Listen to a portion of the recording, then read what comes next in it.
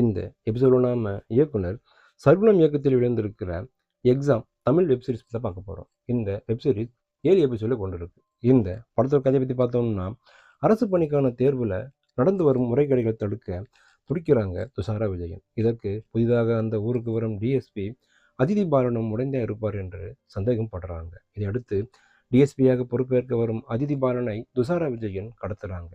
அதிதி பாலனாக தானே டிஎஸ்பியாகவும் பொறுப்பேற்றுக் கொள்றாங்க. அரசு தேர்வு மோசடியை கண்டுபிடிக்கும் முயற்சியில் ஈடுபடுறாங்க.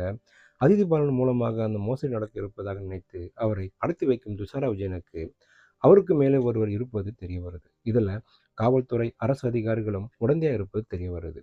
அந்த முக்கிய புள்ளி யார்? அவர் மூலம் நடக்க இருக்கும் மோசடியை துஷாரா விஜயன் கண்டுபிடித்தாரா? துஷாரா விஜயன் பின்னணி போலீசாருக்கு தெரிந்ததா? இதாங்க இந்த படத்தோட மீதி கதை.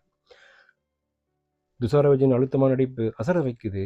திறமை இருந்தும் தன்னால் அரசு தேர்வில் வெற்றி பெற முடியவில்லை என்று இயங்கும் இடங்களில் தன் யதார்த்த நடிப்பை வழங்கியிருக்காங்க. பணம் இருந்தால் எதையும் குறுக்கு வழியில் சாதிக்க முடியும் என்ற கதாபாத்திரத்தில் அதிதி பாலன் அலங்கரித்திருக்காங்க. எமோஷன் காட்சிகளிலும் முன்னேறியிருக்காருன்னு சொல்லலாம். அப்பாஸின் நடிப்பில் அனுபவம் பளிச்சிடுது. நரேன்மணி, துரை சுதாகர் என அனைவர் நடிப்பிலும் யதார்த்தம் தெரியுது. அருண் அமரேந்திரன் ஒளிப்பதிவும் சாம் சிஎஸ் இசையும் காட்சிகளை பரபரப்பாக நகர்த்த உதவி இருக்குன்னு சொல்லலாம். பரபரப்பான காட்சிகள் படத்துக்கு பலம் சொல்லலாம். சில காட்சிகளை யூகிக்க முடியுது.